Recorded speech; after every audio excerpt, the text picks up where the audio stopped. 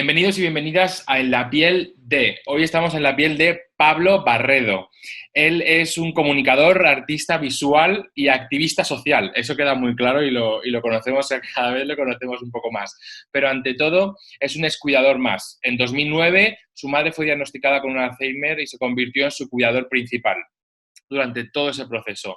Está hoy aquí para contarnos un poco cuál es la figura del cuidador, cuál es la figura al final de la vida y aprender un poquito más de las necesidades que tienen estas personas que adquieren un rol de cuidador y que es tan importante que el sistema les cuide y les proteja, al igual que trabajemos conjuntamente con los profesionales sanitarios.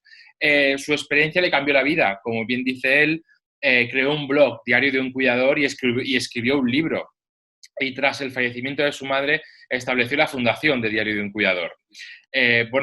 Bienvenido, Pablo. Muchísimas gracias por tu tiempo en estos tiempos donde el COVID nos está quitando, todo lo que podemos hacer por nosotros mismos. Pues muchísimas gracias a vosotros, como siempre, y a ti, Pedro, pues un placer el colaborar. Bueno, pues queremos un poco que nos contaras un poco, ya sé que ha pasado un poquito de tiempo, pero realmente que nos cuentes un poco cómo fue esa etapa cuando estabas cuidando a tu madre, cómo adquiriste ese rol de cuidador, si ya lo tenías o fue algo que tras el diagnóstico de alguna manera tuviste que empezar a desarrollar, ¿no? Pues vamos a ver, volviendo un poco a contar mi historia brevemente, ya después de tantos años ya contándola, pues de manera resumida, nuestro padre, soy el pequeño de 8 hermanos, nuestro padre desarrolla un cáncer de sangre y de huesos, no nos lo dice y cuando nos enteramos, que me entero yo, que me lo cuenta a mí, pues estaba ya que le quedaban prácticamente pues semana y media, 2 semanas para fallecer.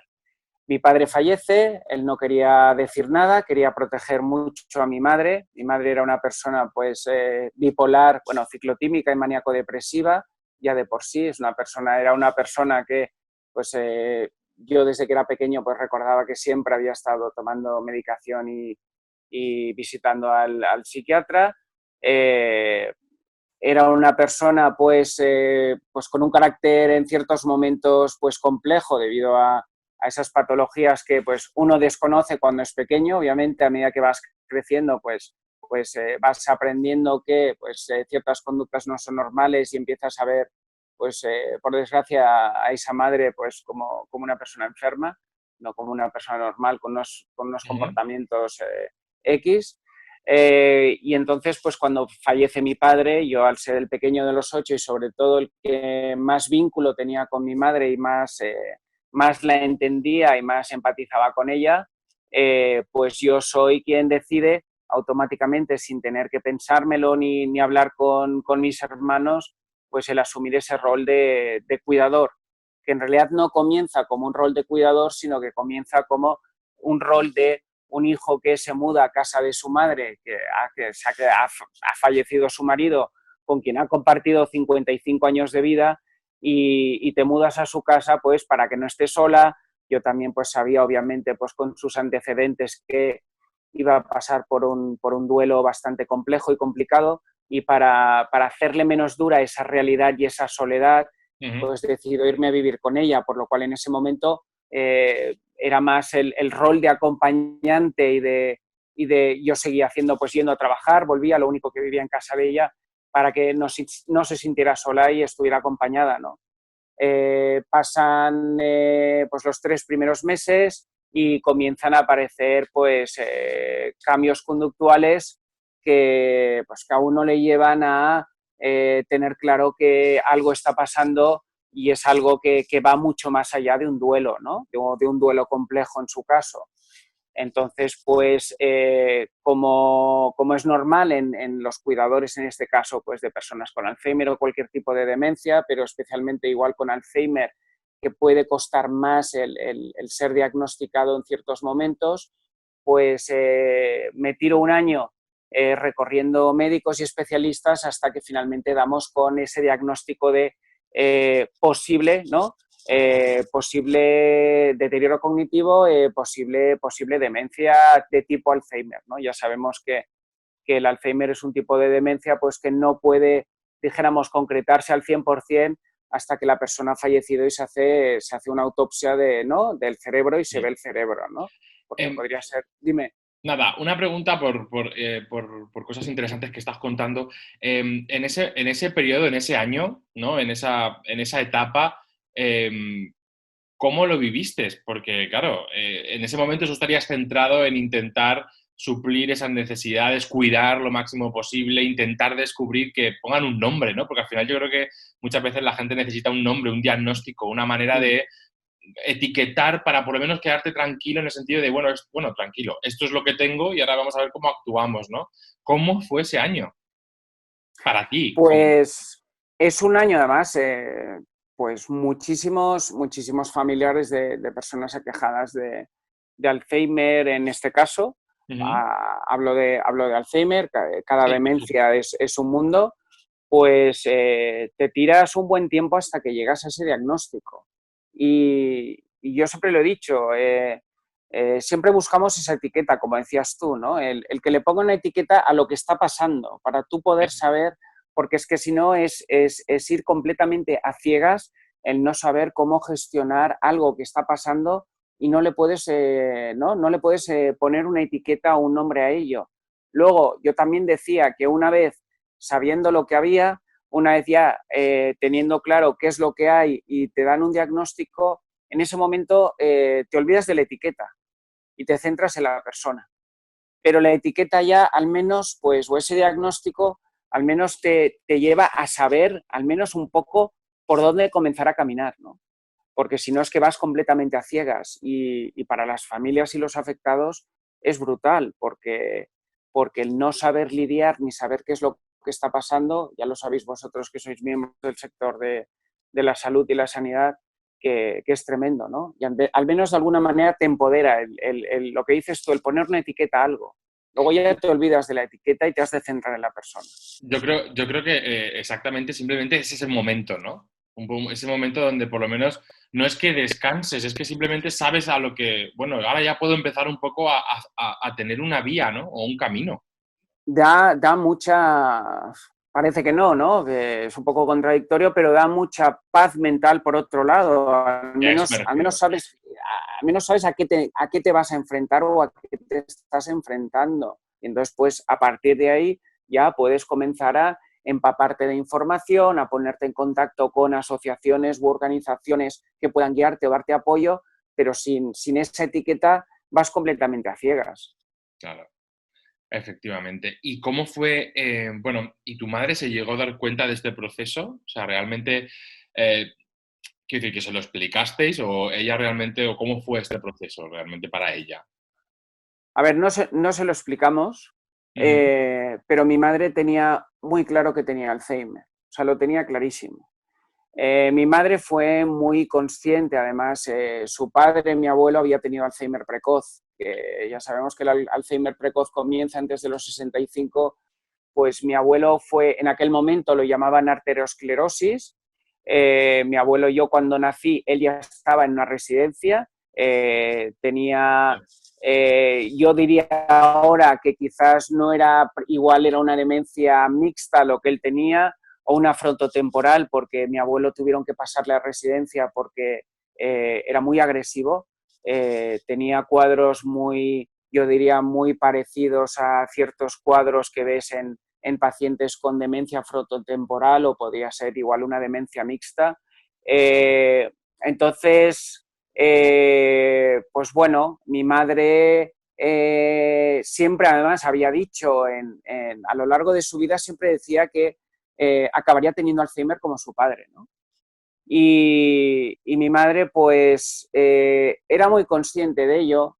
Sí que reconozco que hubo un momento que yo sí que se lo dije, porque ella me insistía y me decía, tengo Alzheimer, tengo lo mismo que mi padre, se me está yendo la cabeza, bla, bla, bla. Y hubo un momento que le dije, sí, pero olvídate de ello, vamos a luchar y realmente pues el proceso de lucha, como hacen muchos familiares, de mi implicación fue máxima, de 24 horas al día, 7 días a la semana, y para mí era una guerra personal contra la enfermedad. Y tenía muy claro que sabía que no iba a ganar la batalla, como sabemos que con estas enfermedades no vamos a ganar esa guerra, pero tuve muy claro desde el principio que se lo iba a poner muy difícil y muy complicado a la enfermedad. Pero mi madre fue consciente, y son conscientes, ya no mi madre, o sea, no es hablar de mi madre, es hablar de los millones de pacientes que hay en el mundo, de afectados. Tienen momentos de lucidez, aún estando en un cierto estado avanzado de Alzheimer, igual es lucidez de segundos, de 2 segundos, que es brutal. O sea, mi madre un mes antes de morir, ella no lo sabía, yo ya sabía por dónde iba el tema, por su proceso de salud. Un mes o 2 antes de morir me dice, un día, hijo, no vale la pena. Y digo, ¿el qué, mamá? Que te estés dejando la vida por mí.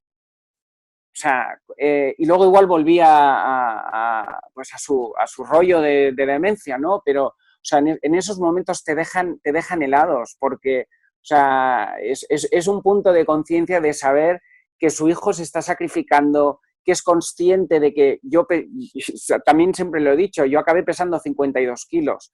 O sea, de verme consumido, de verme agotado, de verme extenuado y que no tenía casi fuerzas, y mi madre como madre sacando esa parte que pierdes, ¿no? Esa parte de contacto con ellos, porque ellos ya, es lo que dicen siempre, ¿no? Que pasan a convertirse en sus hijos, en tus hijos y tú en el padre, ¿no? En la figura del padre. Uh-huh. Pero que de repente, aunque sean 2 segundos, saquen ese punto de, hostia, es mi madre y está siendo consciente de el esfuerzo que estoy haciendo por cuidarla y está sufriendo porque me está viendo consumiéndome, es que es brutal, ¿no? Entonces, muchas veces la gente se cree que porque ellos no puedan comunicar o parece que estén desconectados, no quiere decir que siempre no sean conscientes de lo que está sucediendo. Igual no se pueden comunicar e igual están siendo conscientes de mucho más de lo que pensamos. O sea, pero médicamente obviamente se tendría que investigar mucho más, ¿no? Pero desde mi experiencia, imagínate que no te puedes comunicar, pero realmente hay una parte de tu cerebro que es consciente hasta el final. Eso no lo sabemos, ¿no? Y tiene que ser durísimo. Pero ella sí que era muy consciente de lo que tenía y además también un día, y perdona que me alargue, No, no. recuerdo un día cuando estaba ya comenzando pues a írsele bastante la memoria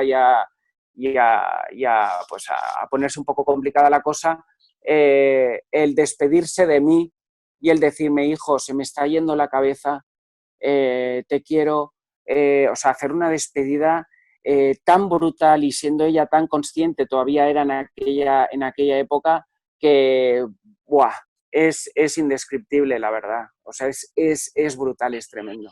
Madre mía, es muy emotivo, ¿eh? Yo estaba pensando y realmente siento que hoy te haya hecho volver atrás en el tiempo. No es una de las cosas, sabes, que te aprecio y no es una de las cosas que me gusta hacer y menos a la gente a la que quiero. Cuando pasaste a esos 24/7 que decías, ¿no? Dejaste todo por 24/7, 24 horas, 7 días a la semana.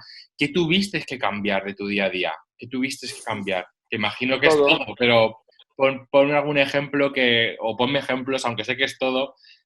Supongo que dejarías el trabajo, supongo bueno, que claro, cambiarías tu rutina, tus prioridades. ¿Cómo Lo, fue?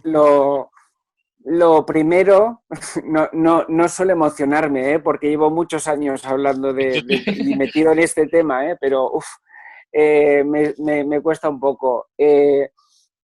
Lo primero yo creo que, y yo creo que siempre he sentido una cierta culpabilidad hacia ello, fue el no poder hacer un duelo de la muerte de mi padre, porque en cuanto murió mi padre sabía que tenía que centrarme en mi madre. Mi madre era una persona, como he dicho, que no estaba bien y yo no podía permitirme el lujo de llorar la pérdida de mi padre. En cuestión de 30 días había dejado mi piso, me había mudado a casa de mi madre, seguía yendo al trabajo. A los 3 meses tuve que dejar el trabajo, tenía una empresa, una agencia de comunicación. Esas fueron las dos primeras cosas que perdí. mi padre y no poder hacer un duelo completo, el tener que renunciar a mi piso, el tener que renunciar a mi trabajo, que lo hice gustosamente y lo volvería a hacer millones de veces, como yo creo que todos los cuidadores que lo dejan todo para encargarse de los que quieren. Y luego pues fue el poco a poco te vas quedando encerrado en una burbuja que cada vez se hace más pequeña, en un mundo muy pequeñito donde está el enfermo y estás tú, donde llegas a una simbiosis brutal porque eres capaz de interpretar un gesto, una mirada y adelantarte muchísimo a si van a tener un brote, si van a empezar con ansiedad, el efecto puesta de sol, millones de cosas más, pero son cosas que vas aprendiendo a base de errar muchísimo. Soy el primero que dice que pues he cometido errores como el levantarle a la voz a mi madre, el decir cosas de las que me arrepiento, el haber perdido la paciencia, porque la enfermedad nos lleva a ambos a extremos brutales, y hablo de la enfermedad, no es la persona, es la enfermedad. Y luego, pues bueno, pues pierdes amigos, pierdes el círculo social, igual tienes 2 horas para quedar a tomar un café con alguien una vez a la semana y es muy complicado porque dentro de esas 2 horas que tienes para desconectar, pues igual estás recibiendo 15, 20 llamadas o estás con la cabeza pendiente de cómo estará. También tengo que decir que se acaba desarrollando a veces una relación poco sana entre cuidador y afecto. Yo, uno de mis mayores errores creo que fue el abdicar y el no llevar a mi madre a un centro de día, por ejemplo, para que fuera estimulada, para que tuviera interacción social. Ella no quería y negué. También hace pues, que te acabes quedando muy encerrado y que no tengas horas ni tiempo para ti. Y cuando quedas con alguien, pues, y a veces yo qué sé, tienes 2 horas un jueves por la tarde para quedar, si media hora antes tu madre empieza con un brote psicótico, pues obviamente no tienes que cancelar y tienes que quedarte con ellos, ¿no? Por lo cual llega un momento pues que los amigos dejan de llamarte porque no sabes realmente cuándo tienes tiempo y cuándo no. También pues a nivel familiar, pues por circunstancias, unos trabajan, tienen hijos, tienen familia, etcétera, etcétera, pues también te quedas un poco aislado de eso, aunque estén en contacto contigo vía telefónica, y te vengan a ver cuando pueden, pero el que yo siempre se lo decía a mis hermanos, ¿no? El que vosotros venís, pasáis la tarde, estáis con nosotros, me oxigenáis muchísimo, pero al final del día quien acaba saliendo por esa puerta sois vosotros.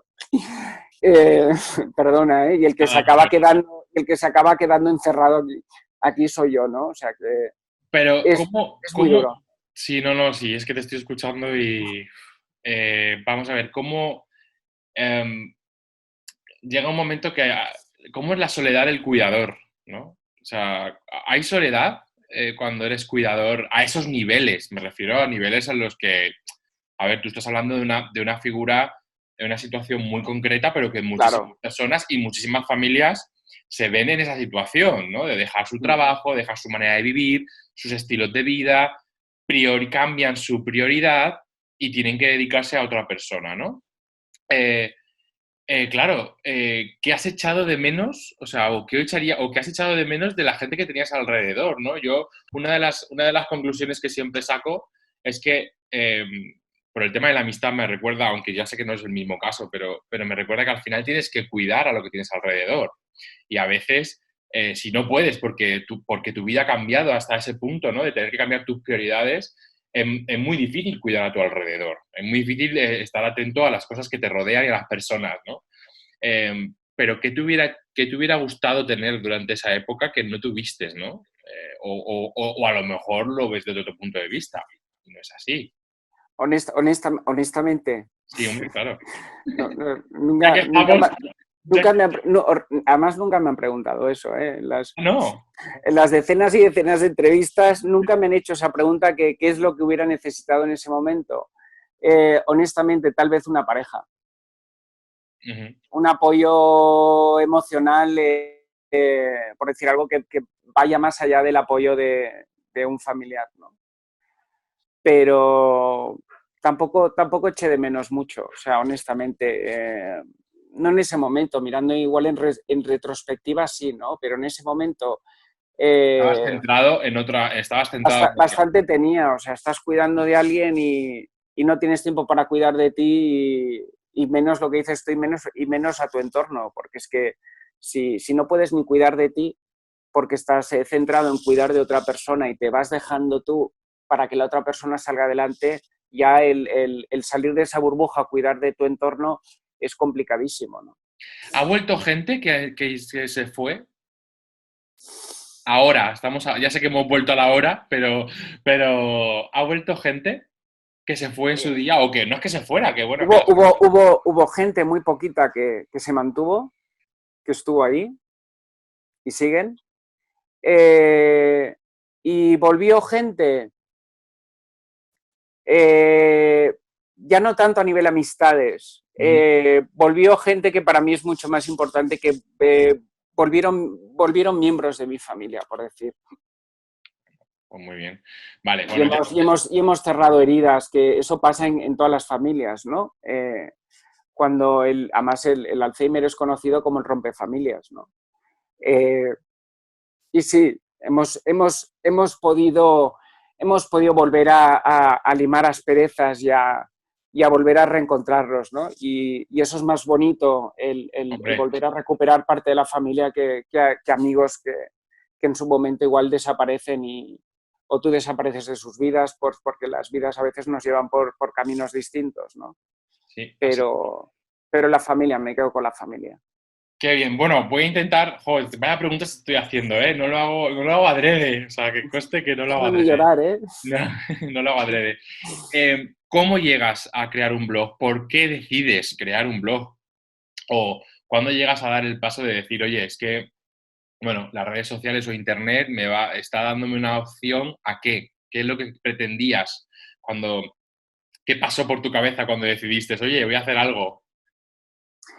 Honestamente, cuando comienzo con el blog es precisamente tal vez mes y medio, 2 meses después del diagnóstico de mi madre. En cuanto tengo el diagnóstico y tal vez pues por venir de donde vengo y por tener familiares que son médicos, etcétera, etcétera, me comienzo a empaparme de información en internet de todo lo que es el proceso del Alzheimer de principio a final. Lo quería saber todo. Hay familias que prefieren ir sabiendo poco a poco. Yo cogí, me empapé de todo y dije, vale, ahora ya sé de qué va la historia, cómo ver cada cosa, pues ahora me dedico a vivir el ahora y el hoy con mi madre, pero ya sé por dónde va a ir el tema y ya, pues, ¿no? Sí. Y en ese momento, pues descubro que, bueno, y estamos hablando de otoño del 2009, por lo cual las redes todavía igual no habían acabado de Estaban cuajando. explotar tanto como ahora.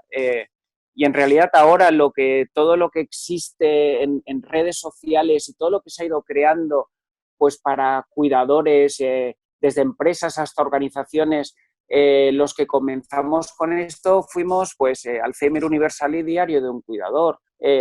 Yo comencé con un blog porque básicamente no encontraba nada escrito desde el punto de vista del cuidador familiar. Y me parecía me parecía muy curioso. Entonces comencé a escribir un poco. A veces me han preguntado que si lo hacía como manera de desahogarme emocionalmente. Eso es terapéutico, ayuda, pero no era mi primer objetivo. Mi único objetivo es decir, voy a escribir, voy a compartir pues el día a día, las experiencias, lo que siento, lo que voy aprendiendo, y ya está, sin ningún tipo de objetivo. O sea, ni me planteaba escribir un libro, ni menos una fundación, ni acabar siendo un activista. Solo era compartir. Entonces me encuentra Jesús de Alzheimer Universal, otro cuidador que también tiene mucha presencia en las redes, ahora es excuidador, descubre mi blog, comenzamos a hablar, me convence para que abra una página en Facebook, que todavía eso estaba en pañales, todo lo que era el utilizar las redes para unir a cuidadores de todo el mundo, para llegar a gente, para informar, para compartir experiencias, para desahogarnos, para tener pues, profesionales que pudieran apoyarnos online de manera altruista, etcétera, etcétera, pues abro la página de Facebook y yo en realidad siempre firmaba como un cuidador más, no quería ponerle mi nombre. Quería que fuera algo muy genérico.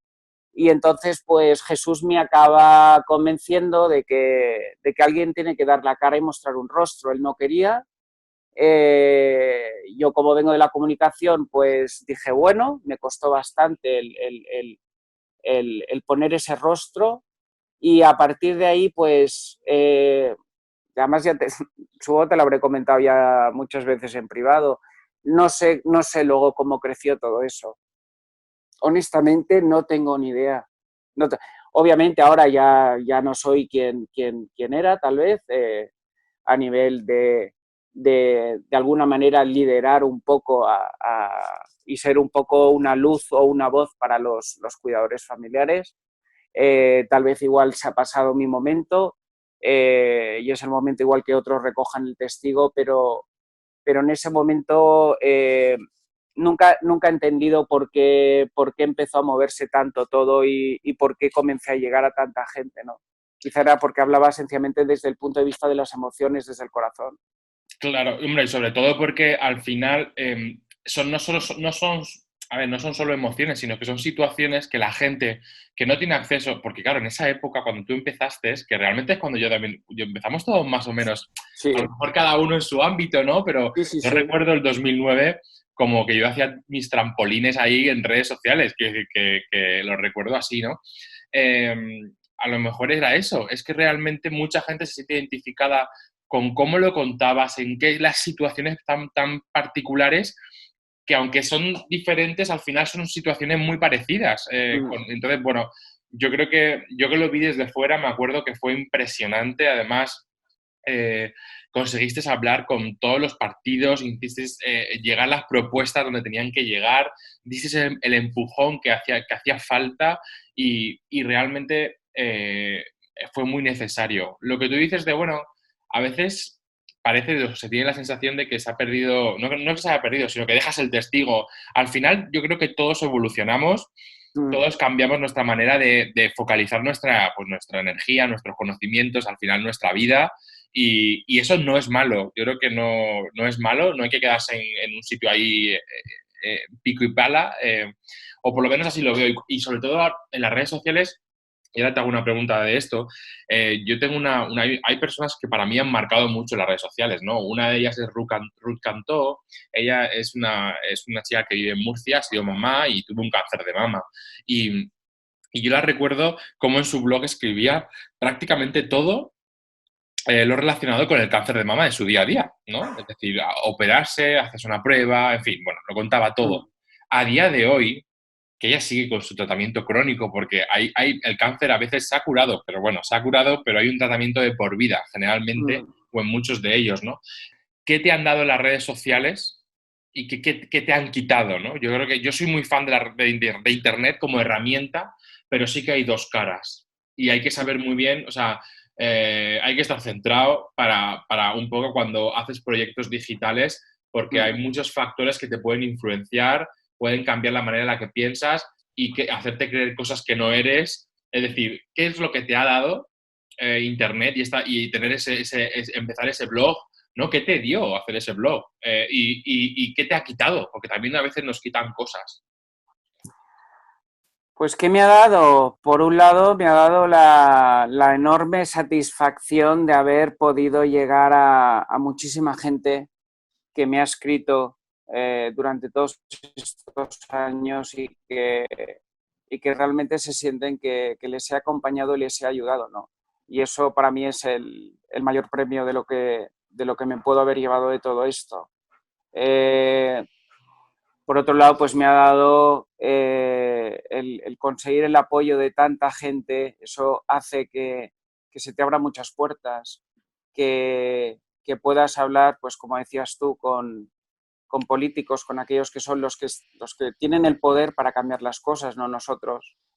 Y pues el sentirte tan apoyado con tanta gente y con esa gente detrás, el saber que pues puedes llegar a intentar generar cierta presión para cambiar ciertas cosas. De nuevo, al fin y al cabo, luego son los políticos los que tienen que hacerlo, no podemos nosotros cambiar las cosas, ¿no? Pero eso es la parte que me llevo y las dos partes bonitas, ¿no? Y el apoyo de tanta gente. ¿Qué me ha quitado? Bueno, Pues bueno, a lo mejor queda como muy negativo, pero bueno, no queda negativo, es lo que dices tú. O sea, siempre en todo las dos caras de una moneda, ¿no? Tienes que ganar por un lado y perder por el otro, ¿no? yo lo creo también. Pues muchas veces me he planteado que tal vez tendría que haber acabado todo con el fallecimiento de mi madre y con el libro. Y a veces pienso que tendría que haberlo dejado ahí, ¿no? He tenido, yo creo, la gran suerte de poder haber sido uno de los precursores en sacar a la luz la figura de los cuidadores, en darles voz, en que la sociedad no solo se fijara en los enfermos y dijeran que pues, bueno, el familiar, cuidador familiar o el familiar que acompañaba al enfermo, pues no podía quejarse de nada, ¿no? Y quedaba siempre en esas sombras detrás del enfermo. Yo creo que hemos logrado entre varios el colocar a la figura del cuidador en la sociedad y el que la sociedad y el gobierno y los gobiernos del mundo pues comiencen a centrarse mucho más también en la figura del cuidador, porque si no cuidan al cuidador familiar van a tener que cargar ellos con el enfermo, porque es así, ¿no? Si caemos nosotros, cae el enfermo, ¿no? Y entonces, Exacto. ¿quién se va a hacer cargo del enfermo? Pues tendrá que hacerlo el Estado de alguna manera, por lo cual también a todo el mundo le conviene que los cuidadores familiares estemos bien cuidados para que podamos desempeñar esa labor, una labor además que le ahorra millones y millones de euros a los gobiernos, aunque digan que no, y a mí me han dicho que no, que eso, a ver, que me lo estoy sacando ¿no? Es mi imaginación el decir el dinero que les estamos ahorrando. Pues sí, señores, si en este momento los cuidadores familiares tuvieran las narices de dejar hacer así y soltar a los enfermos, el sistema se colapsa Hombre, por supuesto. y hundimos a cualquier país. Entonces, el decir que no tenemos una importancia en todo eso, donde no se nos están concediendo las prestaciones que se tendrían que concedernos, no ayudas porque no es limosna, porque estamos desarrollando y desempeñando una labor que es básica y fundamental, y es cuidar de nuestros mayores y nuestros enfermos.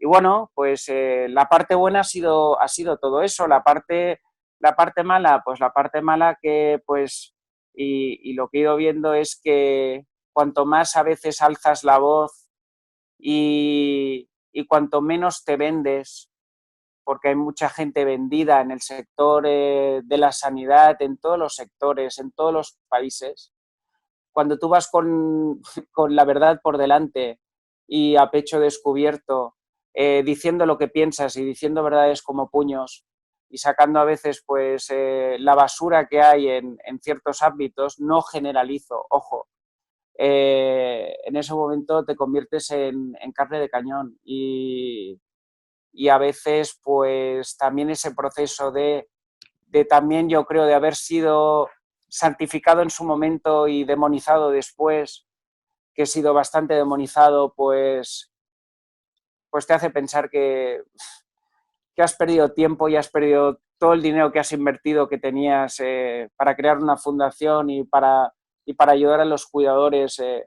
Y podría haberlo, por eso digo, que podría haber acabado en su momento y haber tenido una vida muy buena después, ¿no? Ya. Y lo que hice fue invertir todo lo que tuve, todo mi capital, que no lo hace cualquiera, todo lo que tenía, en nombre de mi madre para luchar por los demás, ¿no? Y me he llevado muchos palos. Y no sé si a veces eso ha compensado, la verdad. Ya.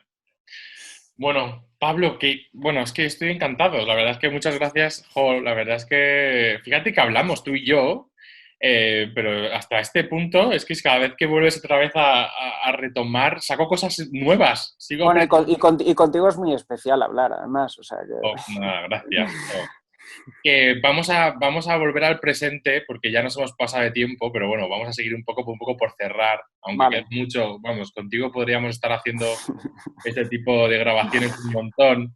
Estamos en el presente, estamos viendo una situación pues realmente dura y dolorosa. El tema del COVID-19 nos ha puesto en jaque a la población mundial en todos los aspectos y ahora más que nunca la figura de ese cuidador es tan importante porque ahora ya repercute con nosotros mismos. Tenemos que ser tan conscientes de cuidarnos, de saber utilizar bien el sistema y seguir las medidas de confinamiento para intentar frenar el virus, porque yo sí que creo que la mejor vacuna somos nosotros con el distanciamiento social, el lavado de manos, el quedarse en casa, hasta que podamos volver un poco a tener este tipo de libertad que teníamos antes.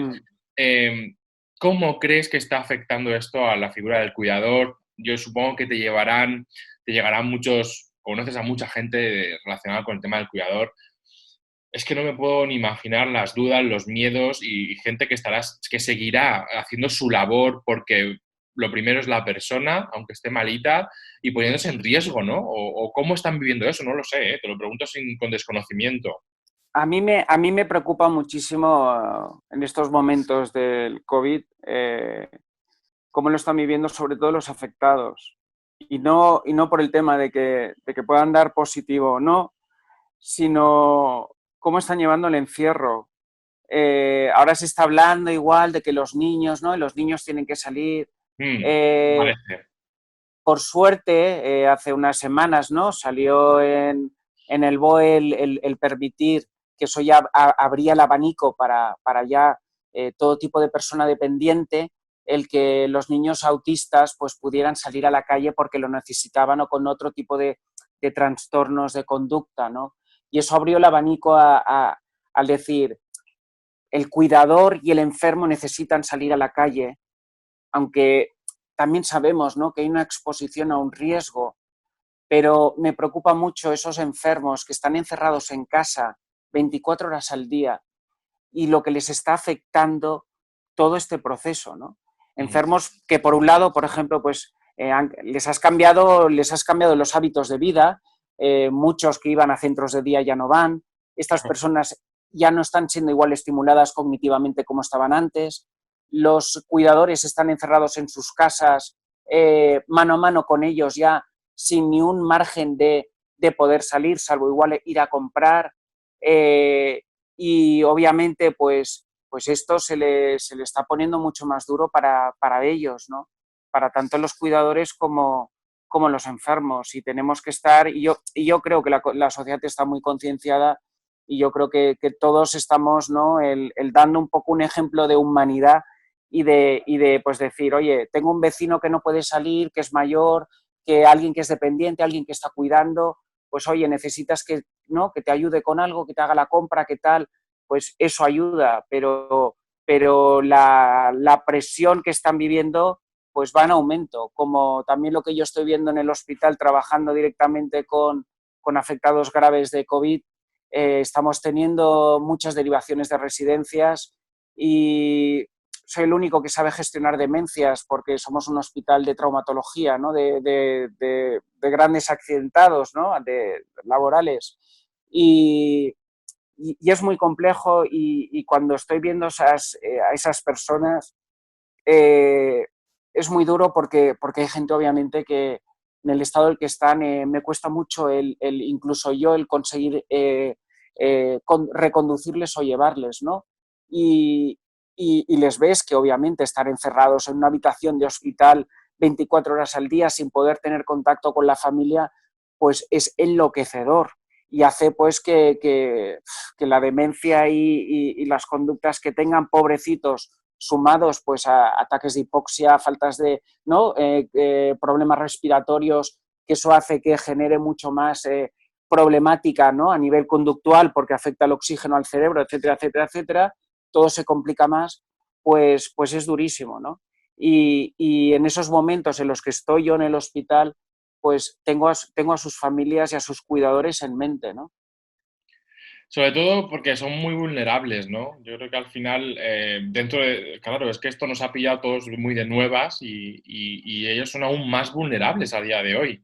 Y hay que protegerles, ¿no? Hay que cuidarles bueno, sobre todo que se intente controlar las situaciones que están ocurriendo en las residencias, que es realmente atroz. O sea, es algo que es una de las cosas que apenas puedo ver cuando miro la tele, lo poco que veo la tele es atroz ver lo que está ocurriendo en las residencias, pero luego siempre queda algo de esperanza cuando hay algún vídeo que sí que he visto que los profesionales se encierran dentro de la residencia para estar con ellos e intentan, pues eso, y se inventan cosas para estar con ellos, entretenerles. O sea, qué solidaridad, qué humanidad. Hombre, hay una residencia en Cataluña que tienen 0 casos, que se han encerrado ahí y Y, dices, olé sus narices, porque en serio, hay residencias y hay profesionales que las hay que son un desastre y las hay que están haciendo una labor impresionante y de eso quedarse motiva. con ellos, de pasar,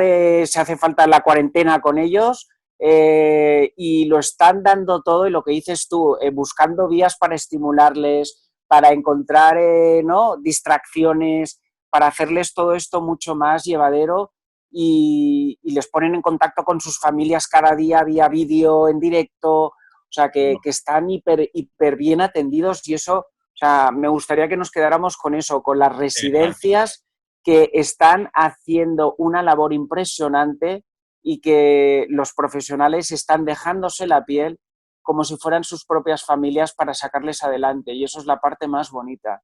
De verdad, y felicidades a ellos.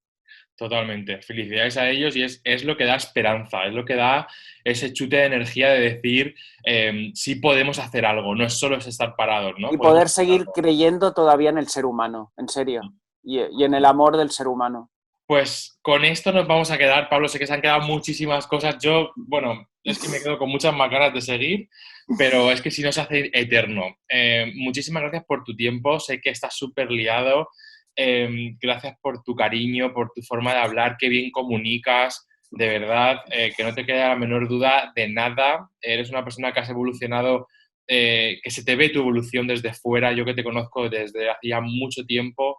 Es un orgullo poder conocer a personas así que no te vengas abajo, tienes que seguir adelante Gracias. y fuerte y que sepas que, bueno, que mucha gente te lee y te sigue y que sobre todo ya no es tanto ser la cara visible, sino es más dar el ejemplo con las cosas que haces, ¿no? Y creo que eso es importante.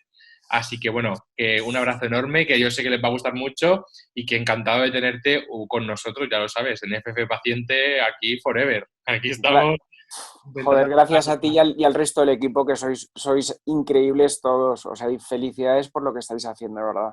Gracias, gracias de verdad, en serio. Nada, muy bien, gracias a ti.